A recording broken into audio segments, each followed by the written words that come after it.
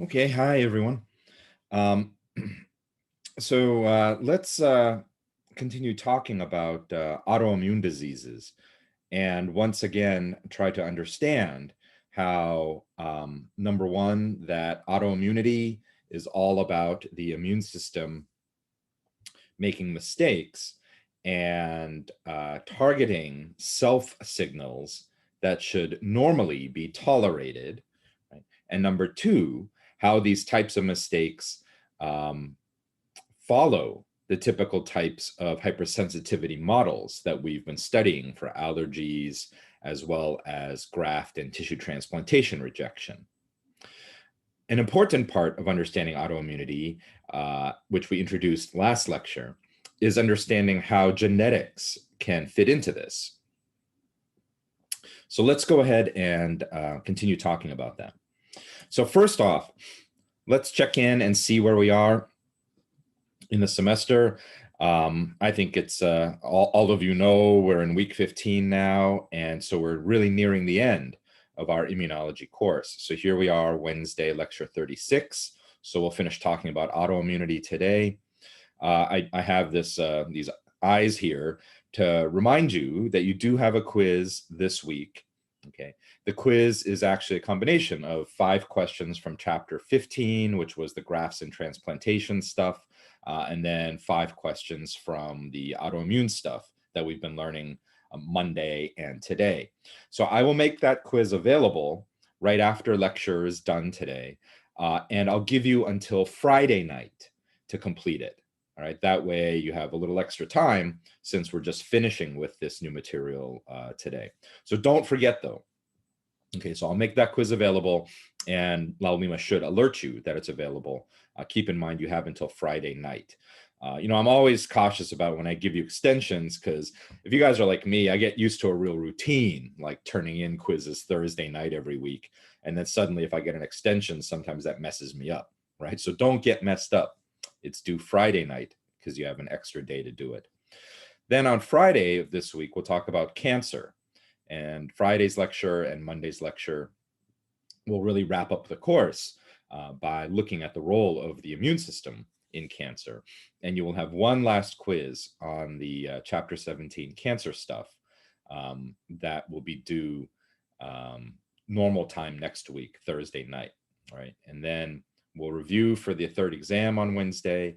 And then the third exam will be on Monday, the 10th at 12 noon, which is the time that's given to us for final exams, even though the exam itself is just a third midterm exam, just like the previous two. Okay, so be aware of those things. Make yourself a note, set an alarm or whatever, so you don't forget about these last couple quizzes that are coming up. Okay.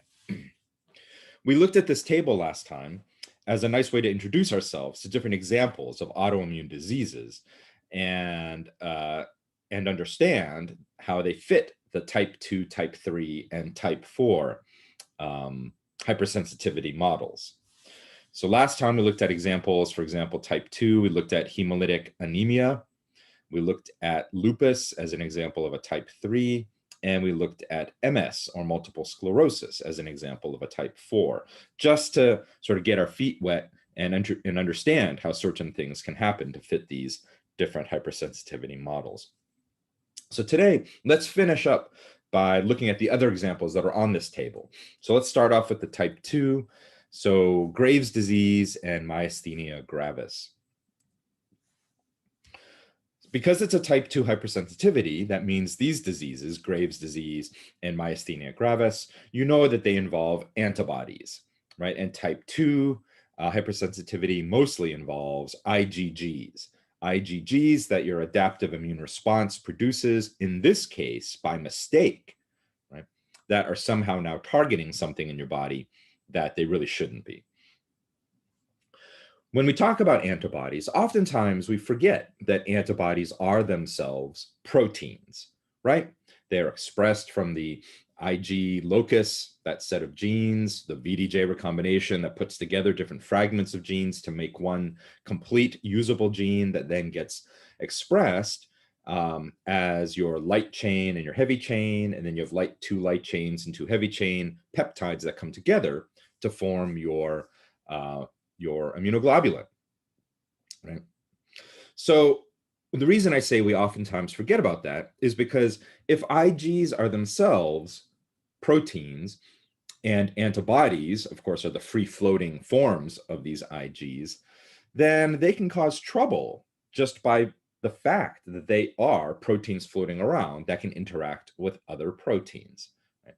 So in Graves' disease, these antibodies are causing trouble by interacting improperly with different receptor proteins that are on the surfaces of certain cells in your body. Remember, our cells are covered with different proteins that function as receptors, right? So these are proteins that are part of the membrane that are the right shape to be able to bind some other, usually small protein that comes floating around. And that little small protein acts as some sort of a signal. So the small little proteins that we've been studying all semester long are the various types of cytokine messages that our immune system is highly dependent on, right? Cytokine messages that work to communicate between cells the status of different things like infection or inflammation, etc. Right?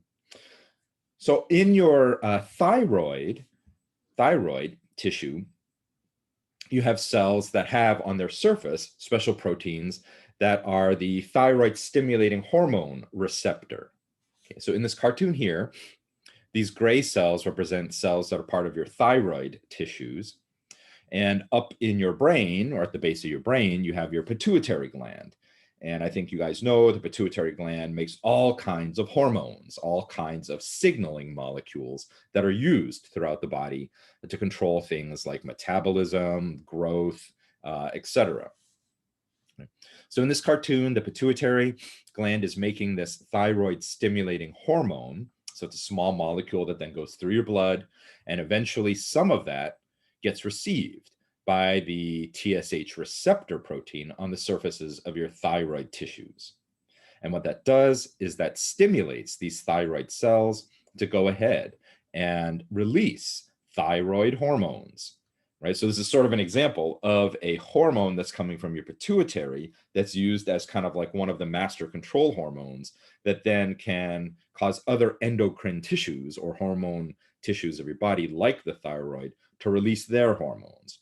Right?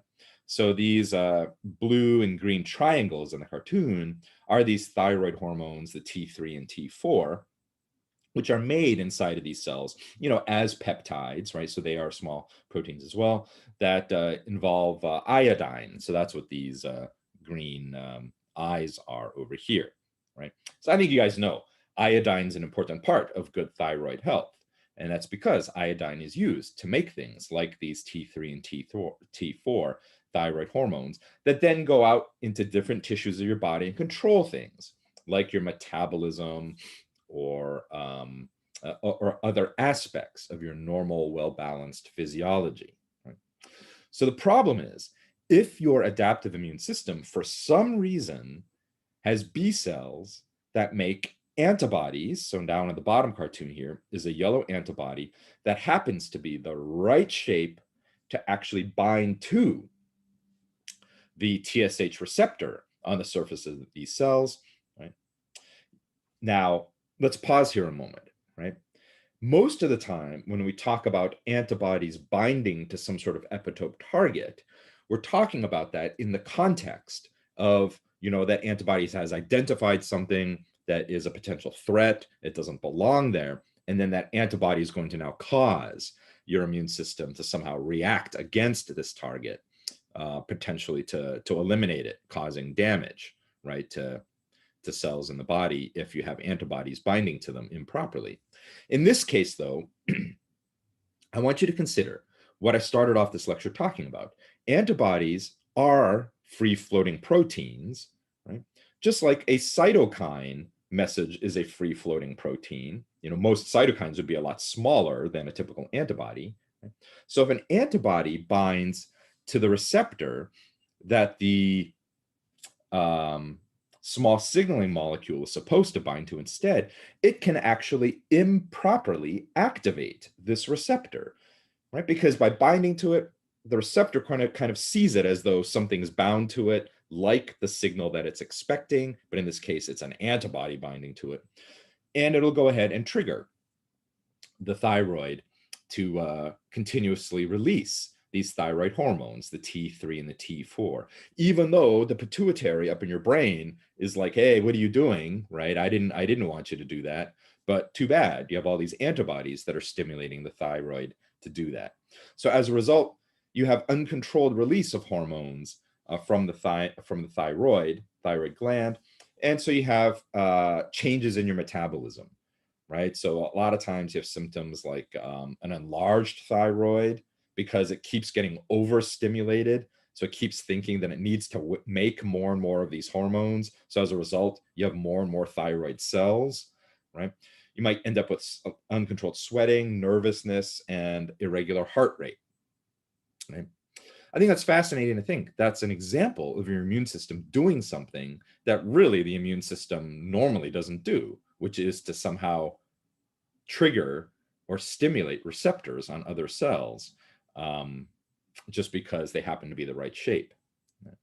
Another example of this is myasthenia gravis. So in myasthenia gravis, the IgG binds to neurotransmitter receptors at the junctions where nerve cells junction or meet up with, let's say, muscle cells, right? And so nerve cells that end up joining up with a muscle cell, like a skeletal muscle cell in your arms or in your legs, right? There's a little synapse there where neurotransmitter molecules have to be sent from the end of the nerve or the neuron and received on the other side of the narrow little synapse by the muscle cell having neurotransmitter receptor molecules on its surface. So if you improperly make IgG, that kind of gets in there and binds to these neurotransmitter receptors, right? Improperly stimulating them all the time, then you can imagine, right? You lose control over normal types of muscle movement. As a result, these receptors get inundated with Igs bound to them, and so you no longer get the proper messages going from the brain to the spine to your nerve to your muscle cells, right? So you end up losing the ability to control your muscles. So one of the typical symptoms of myasthenia gravis is loss of muscle responsiveness, right? Again, just because the adaptive immune system has improperly made an Ig that binds to an important receptor that's on the surface of other cells. In both of these cases, in a normal situation, right, these Ig shapes would never have been allowed in the first place, right? Because any naive B cell that came up with a cookie recipe to make these shaped Igs in the bone marrow probably would have either failed central tolerance training in the bone marrow and never be let out into the blood in the first place, or when it's let out in the blood and it's undergoing peripheral tolerance training, right? This naive B cell would have encountered these things, right? And have gone anergic. So normally a B cell like that would not be allowed to go to work and cause trouble like this. So again, a mistake is made. In this case, perhaps a failure of proper tolerance training. Okay. An important concept with autoimmune disease is that even though autoimmune disease can start off with one seemingly small mistake, right, like an Ig that improperly binds to some epitope that is part of some common common molecule or common surface feature of the cells in your body. Right? The real problem over time happens when recognition of multiple different epitopes begin to kind of spread. In other words, even though the initial mistake is maybe one specific epitope being recognized, right, over time, right, that list of epitopes that are being recognized can broaden and expand. How does that happen? It happens because, remember, when an immunoglobulin on the surface of a B cell binds to some target, remember, Igs can bind anything, right? It could be a protein, it could be a carbohydrate, it could be a lipid. It just has to be the right shape to fit. But remember, when we talked about the antigen coming from something like a pathogen, right, in our sort of real conventional sense of our immune system should be fighting, infections, right?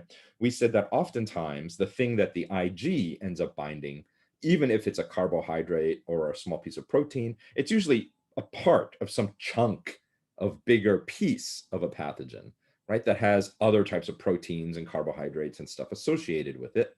And that B cell will end up taking all of that in because it's binding to its Ig, and then it'll be presenting different types of peptides, potentially to other T cells that are coming to check it out. So this can cause then, right, a spreading of different things being recognized. Look at these cartoons here. On the left, you have a situation where you have multiple, so in this case, 4 B cells. The yellow cells in all the corners are 4 different B cells, all of which, for some reason, failed proper tolerance training. And their IGs on their surface, whether it's the yellow Ig here, purple one, green one down here, or orange one over here, are the right shape to be able to bind a normal body signal.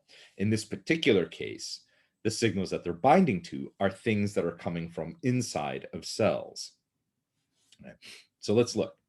For example, this B cell on the upper left-hand corner, right, its immunoglobulin is the right shape to bind the histone 1.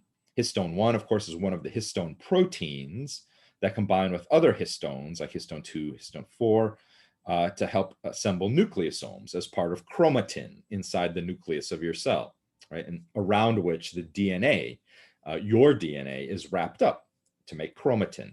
Right? So, of course, histone 1 should be something that B cells, right, should be trained not to freak out and be sensitive to.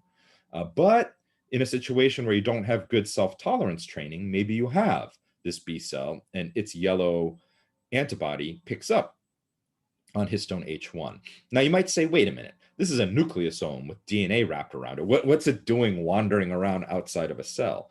Hey, think about it. Every day, right, you have billions of cells in your body that are kind of turning over and being recycled, right? And part of recycling is if they undergo apoptosis or whatever, or they just get damaged, there's going to be the shedding of certain types of cellular components that normally are contained inside of the cell, maybe even inside the nucleus, right? So that normally immune cells on the outside of this particular cell wouldn't necessarily even have access to it.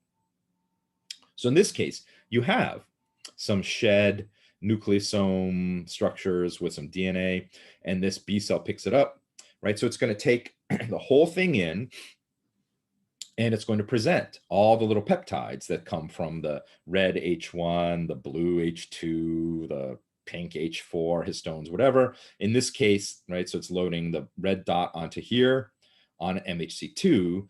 And here you have, again, due to some sort of failed self-tolerance training, a CD4 helper T cell, right, whose T cell receptor is the right shape to bind to this peptide that comes from histone H1. Right? So this then represents a pairing of B cell and T cell that could be the start of trouble. Right? Notice over here, this B cell, it has a purple Ig, right? And it also improperly picks up on these nucleosome structures, but in this case, it's actually binding to DNA, right? That sounds really kind of screwed up, right? You're in big trouble if your immune system actually makes immunoglobulins and antibodies that bind to DNA. But that's what's happening in the cartoon here. The important thing here is what? Once again, this whole nucleosome complex gets brought into the B cell and it gets processed. So you're going to have some of the red dot, the histone H1, right, end up being presented by this B cell as well. And so once again, it activates that helper T cell, right? And so over time, you can imagine that if this keeps happening, right, you'll get more and more T cells that are activating against other components that may be part of the nucleosome here. The cartoon is just showing on the bottom here that here you have a B cell that binds to the ribosome, right? The ribosome that's translating RNA, right? So in that case, it's going to present different peptides that come from the ribosome none of which would be the H1 histone. So therefore, this particular helper T cell wouldn't care. Right? On the right is another scenario, right, of this epitope spreading, where you have the B cell in the middle now, right, and it's pulling in something like a nucleosome because its Ig binds to H1. But of course, it presents not just the red dot that comes from the H1 histone, but the other colored dots as well, representing all the other stuff that it's pulling in, right? And so it's presenting all this stuff on MHC2. Because remember, MHC2 on the surface of a B cell or any professional antigen presenting cell, right? They're just presenting all kinds of peptides. But in this case, you have 4 different T cells that are coming and potentially interacting with this B cell.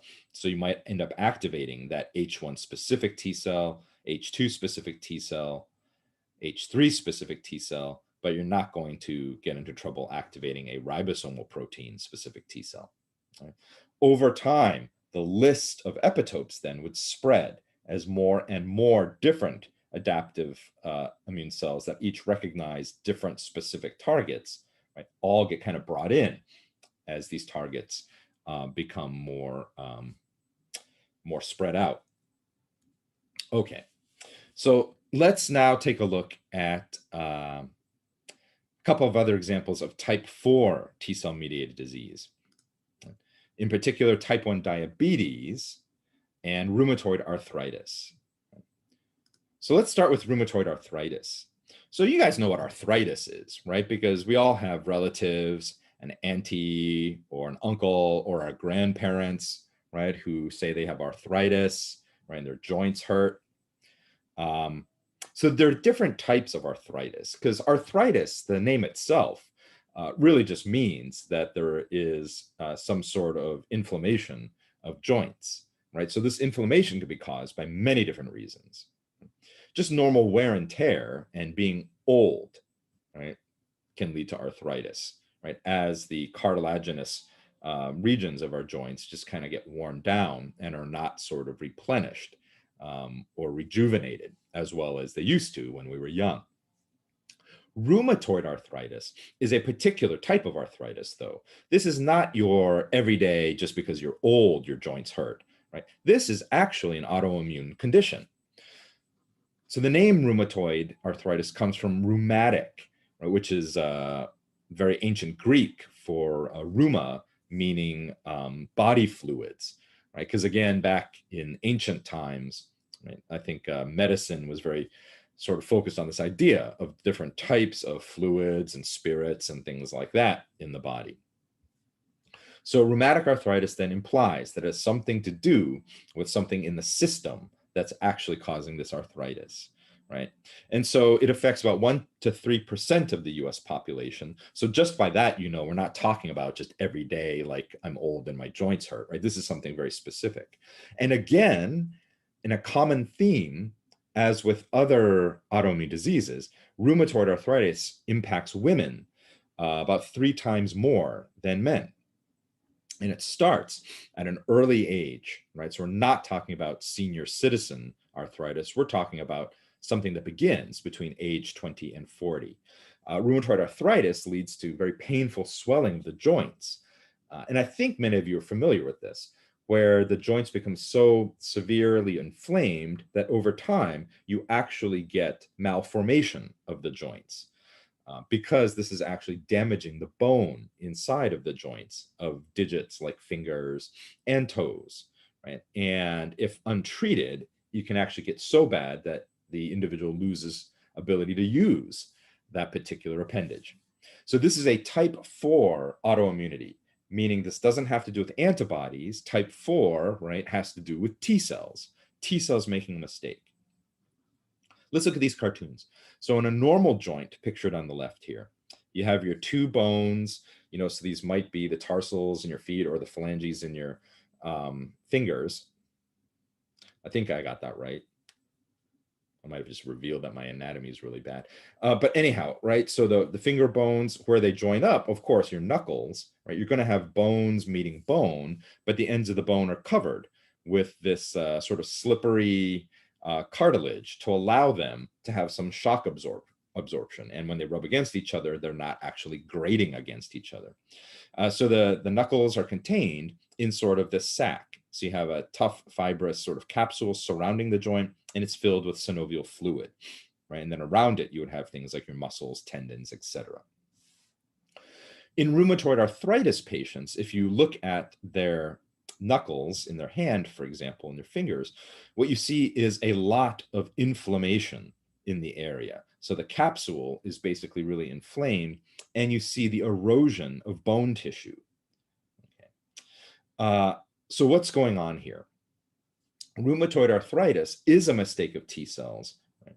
The actual start of rheumatoid arthritis does not have to do with antibodies, but when things get progressively worse and worse and worse, eventually you can end up having things like immunoglobulins or IgGs produced against the various sort of normal antigens that are found inside the joint. So how does this happen? So it's a really fascinating story because there's definitely a genetic component to this. Right? And you might say, well, I don't really understand. How could there be a genetic component to developing things like, overinflamed knuckles, right? That just sounds kind of weird. But it has something to do with the immune system making a mistake, right? So what would be the genetic component of that? There's a particular enzyme that's made by the tissues of our body that's called peptidyl arginine deaminase, or PAD. What this enzyme does is that it removes arginine amino acids from short peptides, right, as part of processing peptides.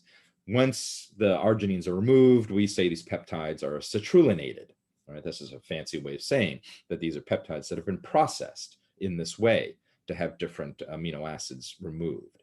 So PAD, this enzyme that does this, is usually expressed in tissues that are damaged.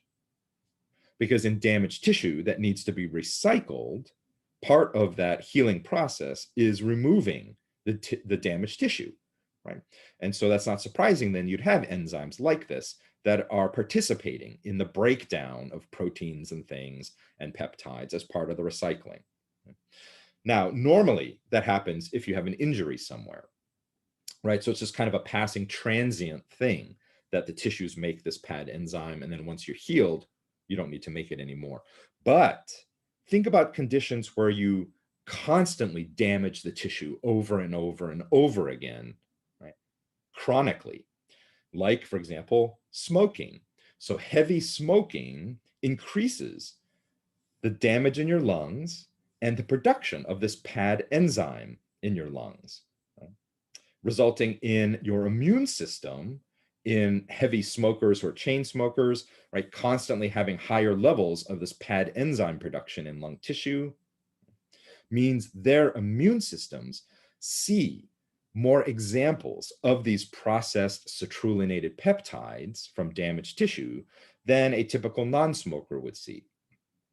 As a result, what you're doing is you are setting the stage that if that person then has naive T cells that recognize these citrulinated peptide shapes, there's a greater chance in a chronic heavy smoker of activating those naive T cells compared to in a non-smoker's body, right, where you only occasionally have PAD and citrulinated peptide present when you get injured. Now, that means over time, many years of heavy smoking, the person builds up, right, a population of these T cells that are now patrolling around looking for these citrulinated peptides. Right? And then what happens later? As you begin to have your joints naturally age, right, and begin to kind of, have some damage, then those are the locations where you now have many of these citrulinated peptides, right? Because the PAD enzyme goes to work in these tissues and makes those citrulinated peptides.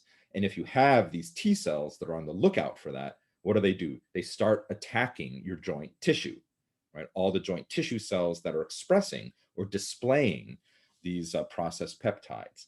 So this gets back then to what we discussed last time, that oftentimes the genetic component of autoimmunity has to do with, does your genetic makeup in terms of your MHC or HLA polymorphisms that make your MHC platforms on your cells, right? Do you have a particular genetic background of polymorphisms that make particular shaped MHC platforms that might be better at displaying something like a peptide that gets you in trouble compared to somebody else's body who, because of different polymorphisms, different family lineage, right, they don't have those same shaped MHCs, so their cells don't present that peptide as much, and therefore the risk of their immune system making a mistake against that peptide is much lower.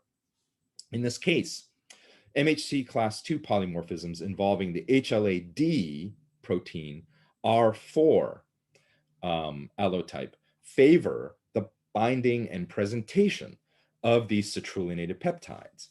So again, quick reminder, right? What we're saying here is that all of our cells in our body on the surface make multiple types of MHC proteins, right? So that we can present many different examples of things that are coming from inside.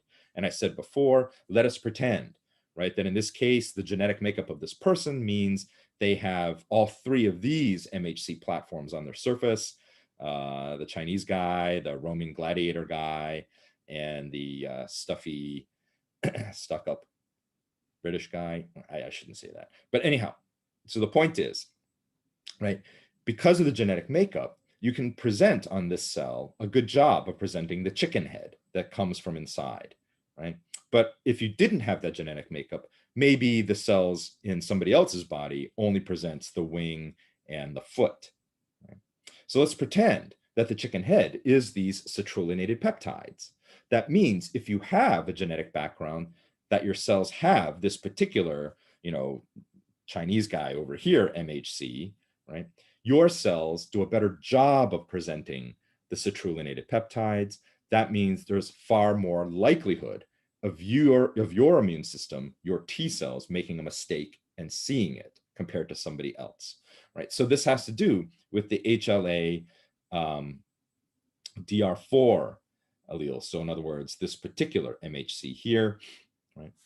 And I believe it's the beta chain part of it. So let's look at this. All right, so here is the MHC class 2 again. There's an alpha part and a beta part, right? And so these are coded for by different genes. And so what we are saying is that depending upon your genetic background, the shape of your HLA DRB or DR beta chain over here might be slightly different. Right? If we were to look at this region, remember this is the cleft that actually holds the peptide. If we were to look straight down at it, we would see this. Right? So we see the two sides of the cleft, and in yellow and red is what we see on the left here, now looking down. And what we're doing is we are pretending that these red dots represent the positions of particular amino acids in this chain, because remember, each of these chains is just a polypeptide chain, where we see variations in the human population. In other words, each one of these locations by the red dots is where a different polymorphism has been identified and cataloged. Okay. On the right, you can see here, this table shows you that in the HLA-DR beta chain, at amino acid positions 67, 70, and 71, these seem to be the critical ones involved in the risk of developing rheumatoid arthritis. So let's pretend, for argument's sake, I don't know over here which of these red dots really are 67, 70, and 71, right? But let's just pretend. Let's just say maybe this is 67 over here, this is number 70, and this is number 71. Those three amino acid positions, right, that different people have different amino acids based upon their genetics. So you can see here are 5 examples of polymorphisms having to do with this DRB, HLA DRB1 position, RB1 polymorphism, right? So what they're showing you is that if you have a lysine, a K at 71, right, they're putting this in blue because that means your risk of developing rheumatoid arthritis, right, is a bit higher than the normal population. Likewise, if you have an arginine, an R at position 71, right?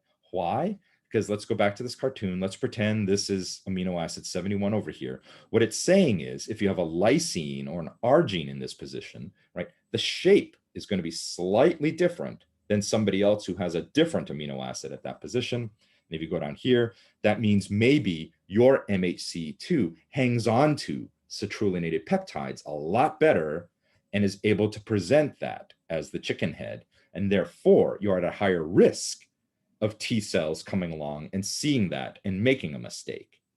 It doesn't mean you're guaranteed to be autoimmune, right? It doesn't mean you're guaranteed that somewhere along the line a T cell will make a mistake. It just means your risk is higher of that happening. But this is the interesting thing. It works the other way too. In people who have amino acids like a glutamate here in 71 and an aspartate in position 70, like a D and an E, right? These are actually protective. Why? Because the shape of their MHC is really bad at hanging onto the citrulline peptide. That means on their cells do a lousy job of displaying this problematic peptide to the immune system. So they would be like, if we go back to the chicken cartoon, right? They don't have the guy on the left presenting the head. So their risk of having T cells accidentally making that mistake against that peptide is much lower, right? So I think that's interesting, right? Your polymorphisms, depending on what you got, can either put you at higher risk or even be protective, all based upon what your immune system ends up seeing from your cells that are presenting things. Importantly, infections may actually trigger or be the start of autoimmune disease. So this is kind of scary. Consider that if a pathogen infects you and your body properly selects for things like Igs or TCRs that recognize, different potential antigenic features of that pathogen, as we've learned, that's the way it's supposed to work, right? So you'll select for a bunch of B cells or a bunch of T cells that all recognize different features on this pathogen. And hopefully, right, once you've survived that infection, you'll have memory cells that stick around. So if that pathogen comes back again, hey, you already have those selected cells that can go to work right away. But what if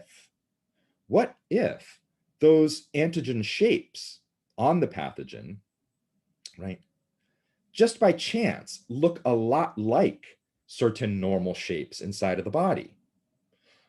I don't think it's hard to imagine that this could happen, because after all, when we're talking about little antigens, we're just talking about molecules with different shapes, and the actual little epitope, the specific shapes that something like an antibody would bind to, right? It's a pretty small three-dimensional feature.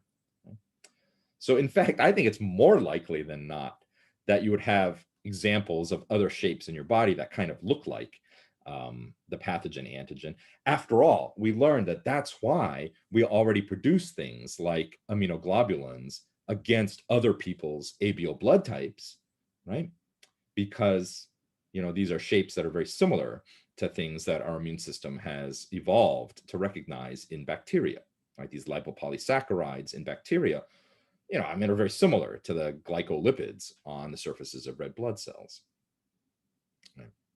So just with ABO blood type rejection, the cells in your body then might end up being marked for destruction by these Igs that you ended up selecting for as part of fighting against the bacteria. So let's consider this. On the left part of the cartoon, you have a bacterial infection. Maybe this is streptococcal bacteria, like the kind that give you strep throat. On its surface, it has red triangle antigens, green circle antigens, right?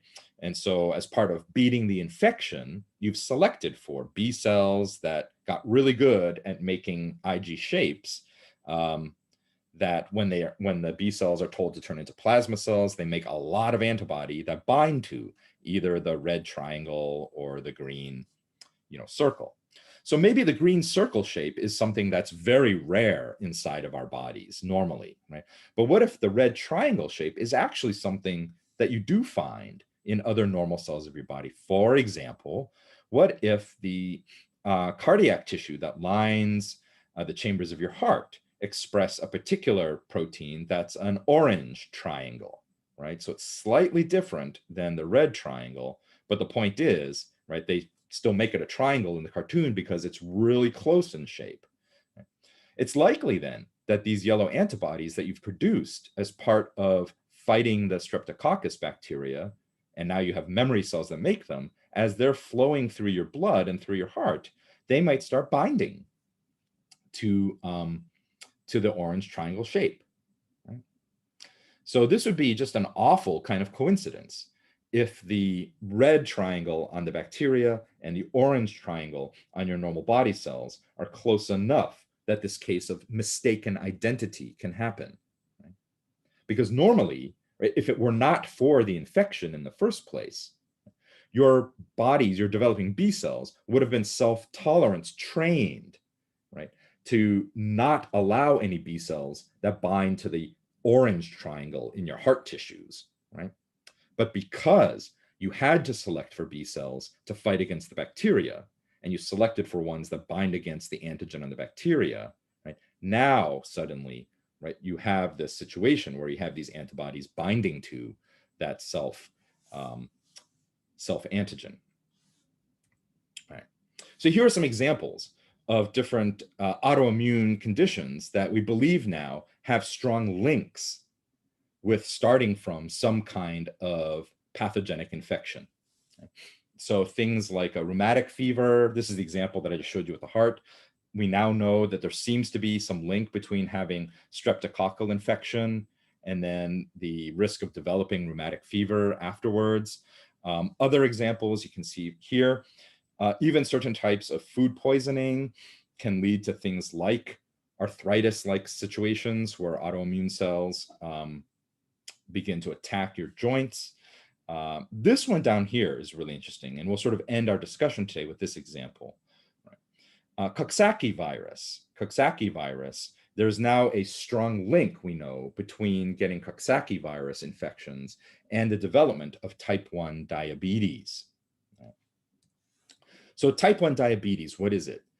There are two types of diabetes type 1 and type 2. Type 1 is often referred to as insulin-dependent diabetes. Right? This is the one where, I think people typically think of diabetes as you have to give yourself injections of insulin. Right? Why? Because insulin is an important hormone that's made by the cells of your pancreas, in particular, these beta cells in the islets of your pancreas. When you eat a big meal and you start digesting food, you're going to have a lot of sugar from the food that you're eating going through your blood.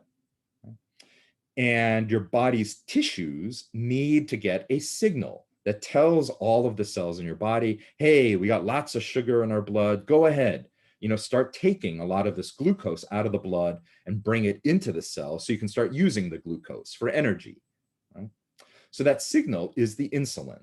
When we have a big meal, our pancreatic islet cells begin to make lots of insulin, and the insulin flows around our body, and all of our tissues, right, receive the insulin, and that's the signal to start taking sugar out of the blood and using it. Right? So type 2 diabetes is different. Type 2 diabetes happens when, due to things like diet and lifestyle, you actually end up having tissues in your body that no longer respond to insulin flowing around in it. Okay, so it's two very different types of diabetes. Type 1, or the insulin-dependent one, has to do with the immune system, for some reason, improperly recognizing these pancreas cells and attacking and killing the pancreas cells. And therefore, the body no longer makes insulin in the first place. So we call this juvenile onset diabetes because type 1 diabetes is primarily in kids.